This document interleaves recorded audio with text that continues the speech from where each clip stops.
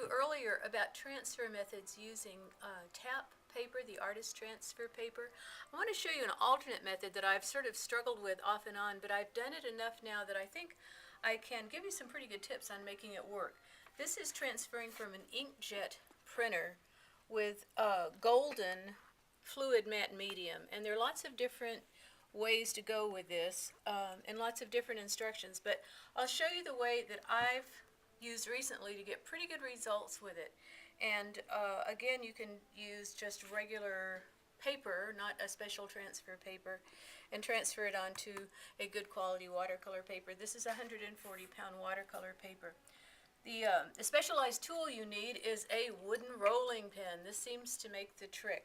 Another thing that seems to help is to take a freshly printed inkjet print.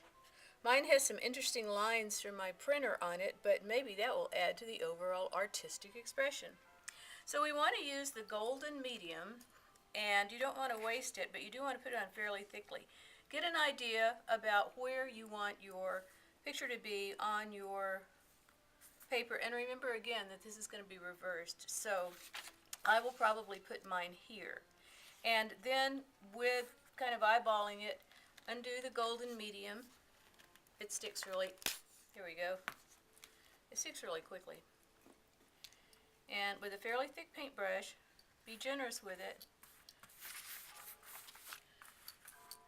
Put a couple of coats on. Be sure and have some water nearby because this sets up fairly fast. And I wish I could tell you exactly how much to put on, but you should be able to see a sheen over the whole thing without any dry spots, and yet you shouldn't have it able to run easily off the page. That looks pretty good. So now I'm going to paste this face down and move this out of the way. And the first thing you want to do is press it in with your fingers so it doesn't slip. And once it feels like it's adhered, then the real work starts. Get out your rolling pin. Yesterday I said I didn't know if anybody still ironed. Well, I don't know if anybody still rolls, but that's what we're doing. And you roll in all different directions. It takes about a minute to get the ink to start coming through. So roll in this direction, put quite a bit of pressure on it actually. It's good exercise. And you'll start to see the image come through just a bit. Keep rolling, and when you think you've rolled enough, roll some more. You can sing a little rolling song. Again, there's no real way to determine it. I have found that there's so much trial and error to these transfer processes, but the last few times I've used this method, it's turned out really pretty well.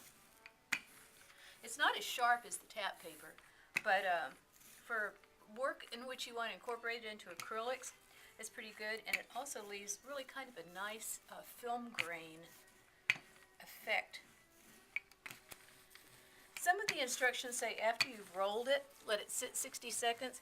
I found that to be really disastrous because what happened was all of the paper stuck to the substrate. So let's try it now. You're going to peel up a little piece of the corner.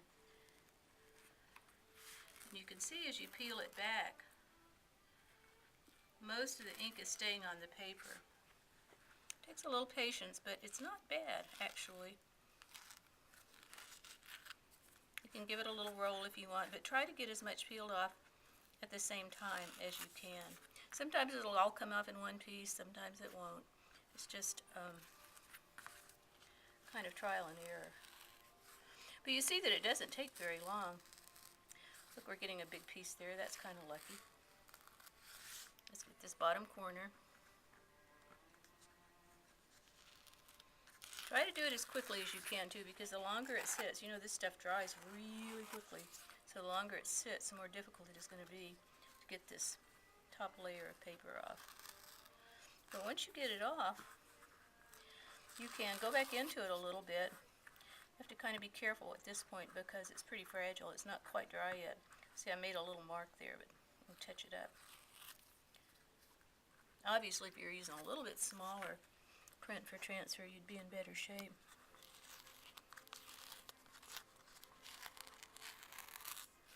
Okay, here we go. Now you notice that I just roll that off.